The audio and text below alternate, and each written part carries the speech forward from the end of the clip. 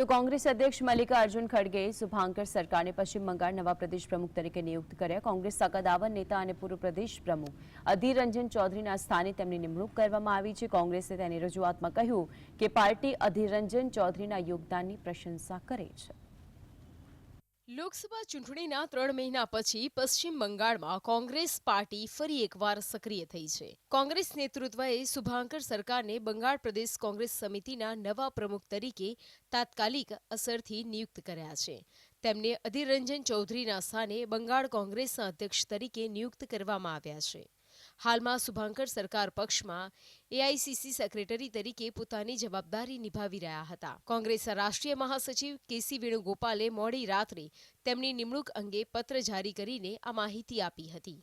પત્રમાં કહેવામાં આવ્યું હતું કે કોંગ્રેસના રાષ્ટ્રીય અધ્યક્ષ મલ્લિકાર્જુન ખડગેએ તાત્કાલિક અસરથી શુભાંકર સરકારને બંગાળ કોંગ્રેસના અધ્યક્ષ તરીકે નિયુક્ત કર્યા છે। તેમને એઆઈસીસી સેક્રેટરી તરીકેના વર્તમાન પદ પરથી મુક્ત કરવામાં આવે છે।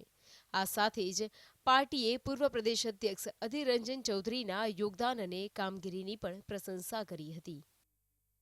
ઉલ્લેખનીય છે કે 5 વખત સાંસદ રહી ચૂકેલા વરિષ્ઠ નેતા અધીર રંજને આ વખતે લોકસભા ચૂંટણીમાં તેમના ગઢ એટલે કે મુર્શિદાબાદ જિલ્લાના બહરમપુર લોકસભા બેઠક પર તૃણમૂલ કોંગ્રેસના ઉમેદવાર અને પૂર્વ ક્રિકેટર યુસુફ પઠાણના હાથે હારનો સામનો કરવો પડ્યો હતો। આ પછી અધીરે પ્રદેશ અધ્યક્ષ પદેથી રાજીનામું આપ્યાના સમાચાર સામે આવ્યા હતા। જો કે પાર્ટી નેતૃત્વએ તેમને કાર્યકારી પ્રમુખ તરીકે કામ કરવાનું કહ્યું હતું।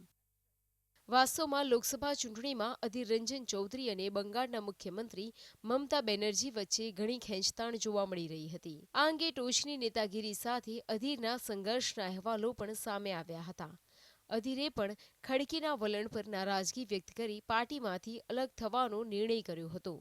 નોંધનીય છે કે અધીર રંજન ચૌધરીના કારણે જ લોકસભા ચૂંટણી દરમિયાન કોંગ્રેસ અને તૃણમૂલ કોંગ્રેસ વચ્ચે ગઠબંધન શક્ય બન્યું ન હતું। Bureau report, GSTV।